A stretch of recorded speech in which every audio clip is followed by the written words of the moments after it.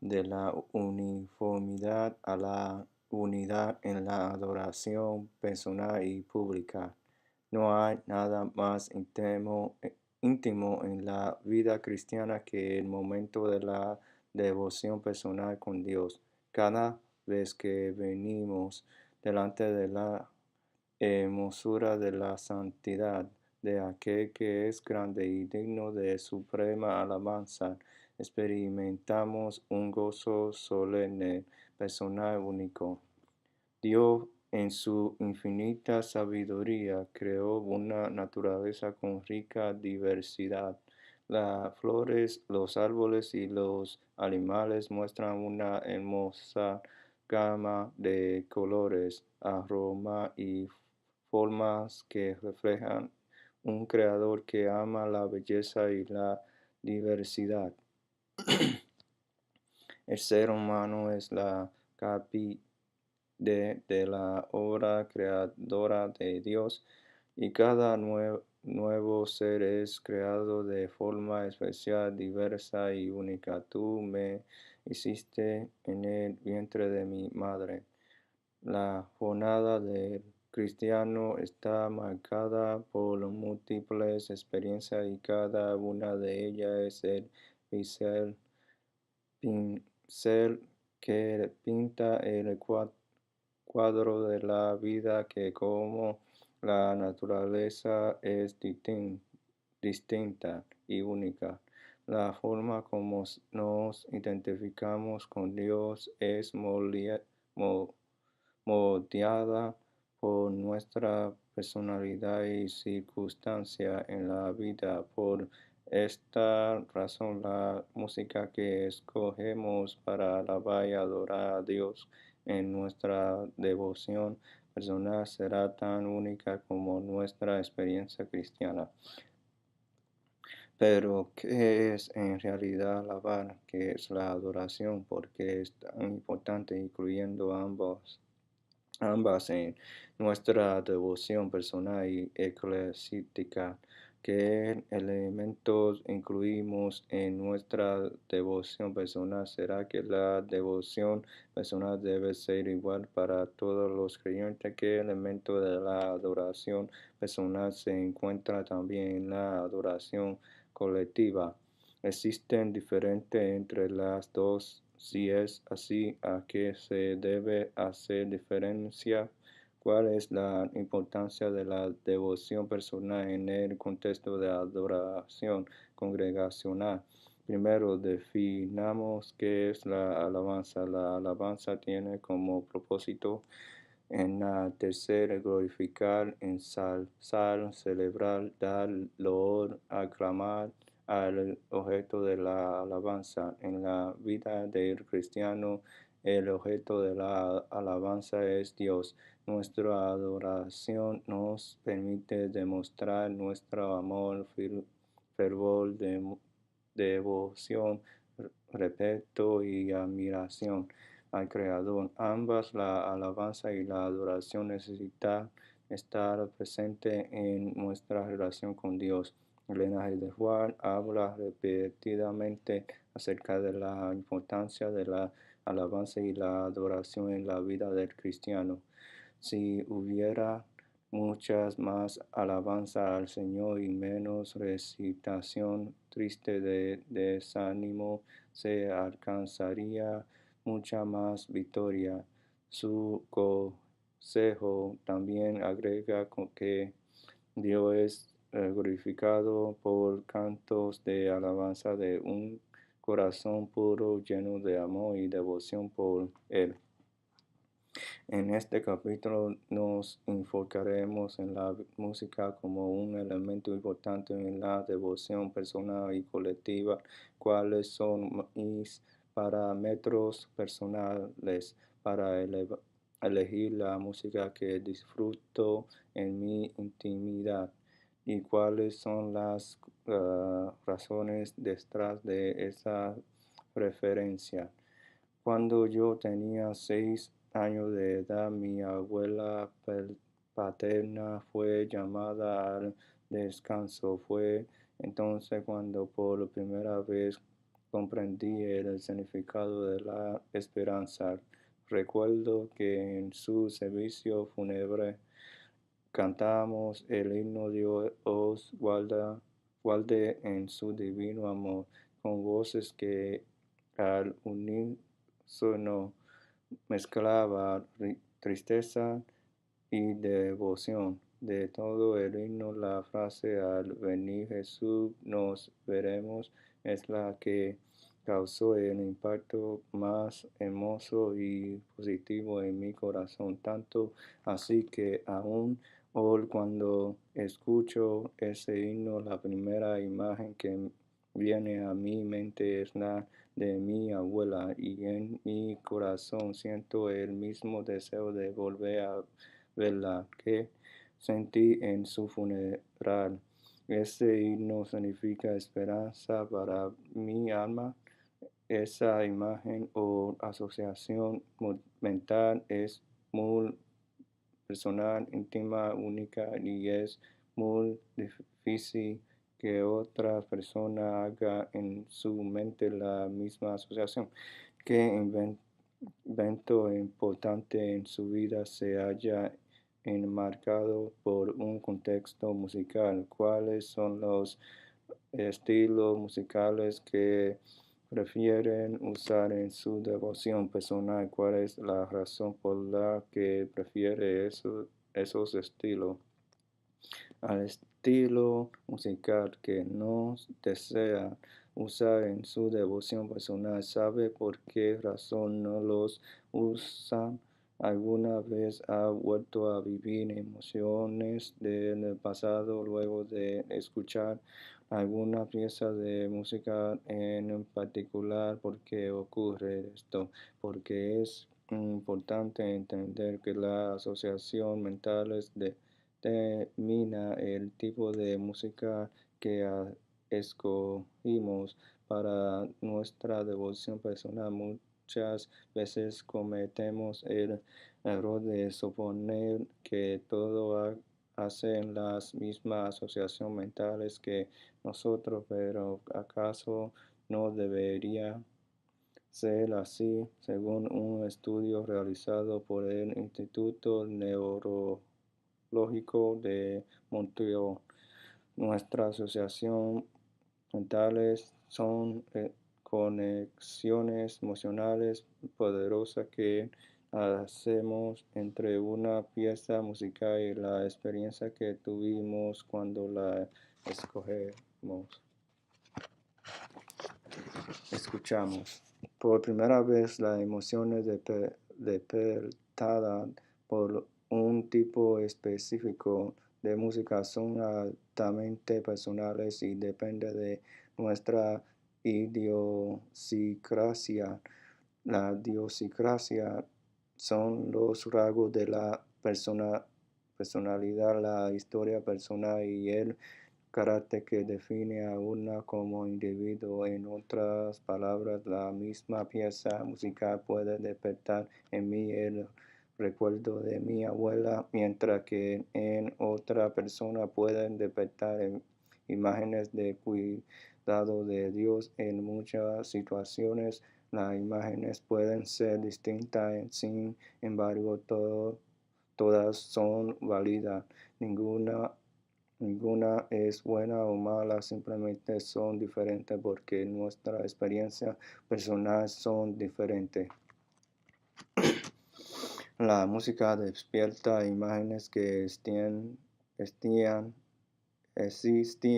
previamente en la mente del oyente como resultado de asociaciones mentales, y esas imágenes son individuales y específicas de cada persona a causa de que las experiencias y expectativas individuales varían entre las personas y que están afectadas directamente la relación que el individuo tiene con la música.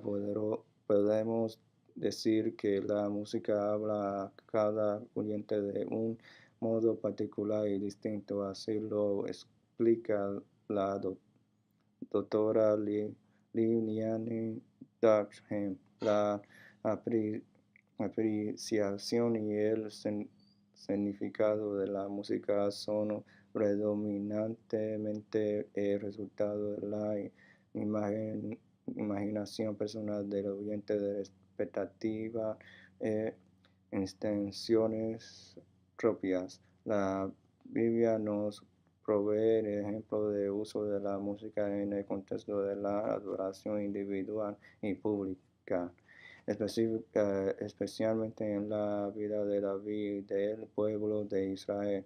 Muchos de estos ejemplos se encuentran en los Salmos, pero también en los registros históricos de la vida de David. En 1 y 2 de Samuel y primera de Reyes y Primera de Crónicas. En muchos salmos encontramos narraciones de situaciones específicas vividas por el actor. Por ejemplo, el Salmo 136 habla de las razones por las cuales el pueblo de Israel alaba a Dios. Este salmo es una narración de cómo Dios libró a los hijos de Israel de la mano de los egipcios.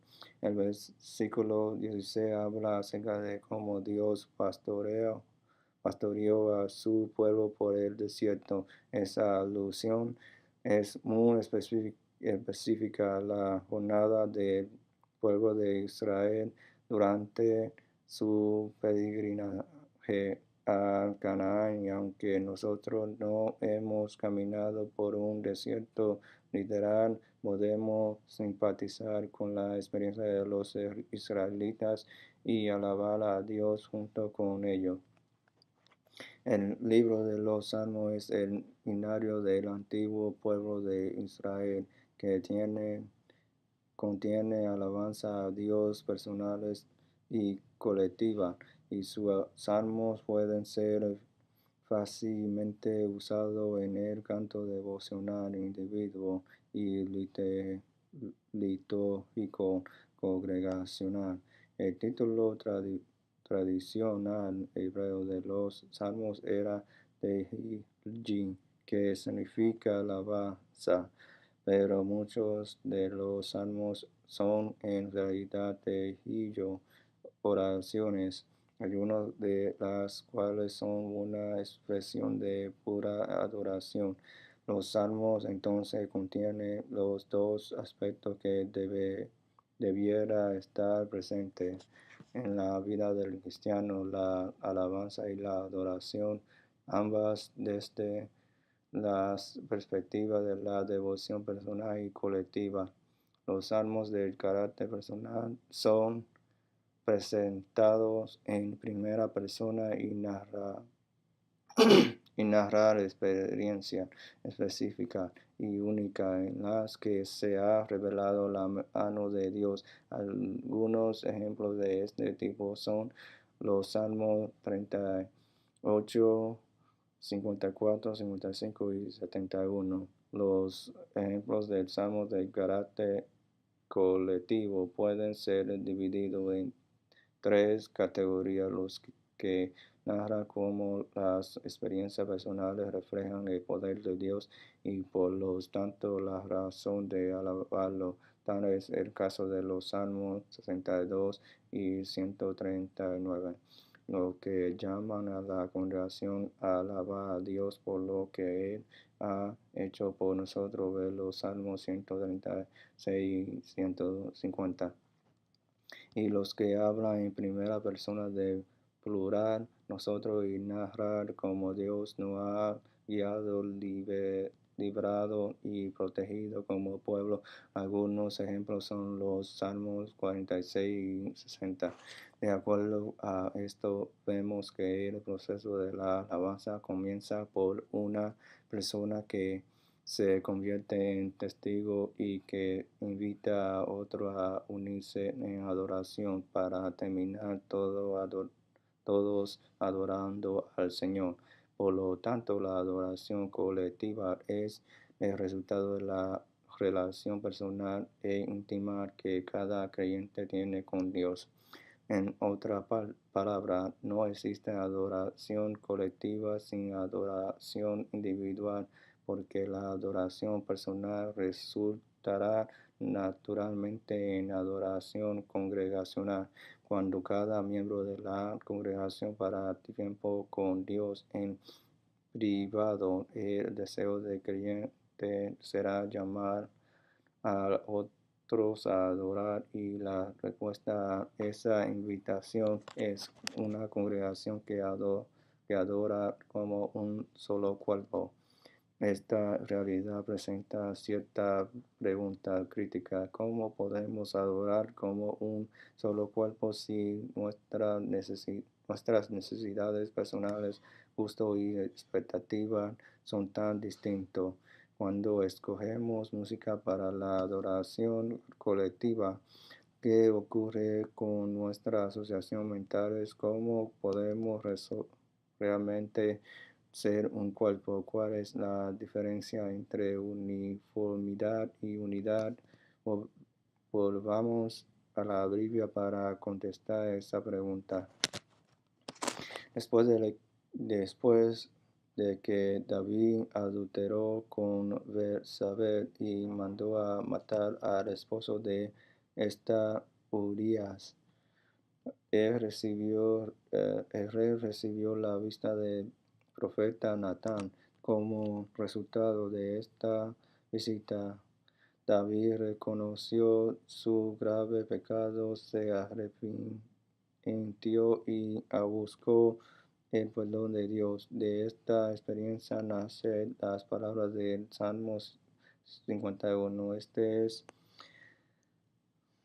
un salmo muy íntimo, con asociaciones mentales específicas de David, y aunque puede tener una implicación a nuestra condición actual como pecadores, no deja de ser el resultado de un momento específico de la vida del salmista.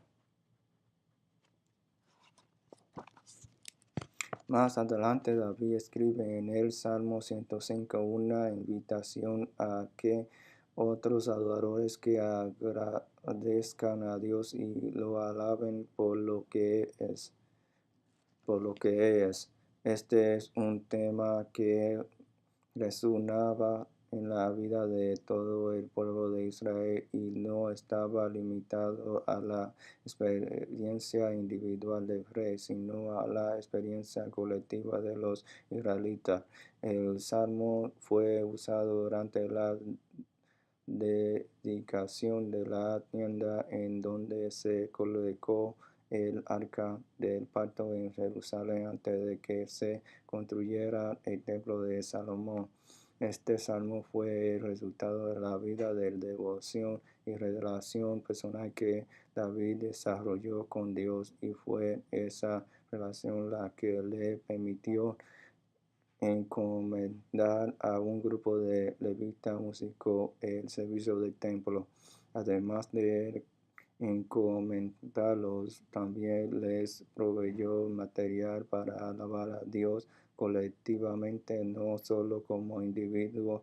En 1 Corintios 16:7 dice que aquel día David comenzó a clamar a Jehová por mano de Asaf y de su hermano, y cantaron el Salmo 105.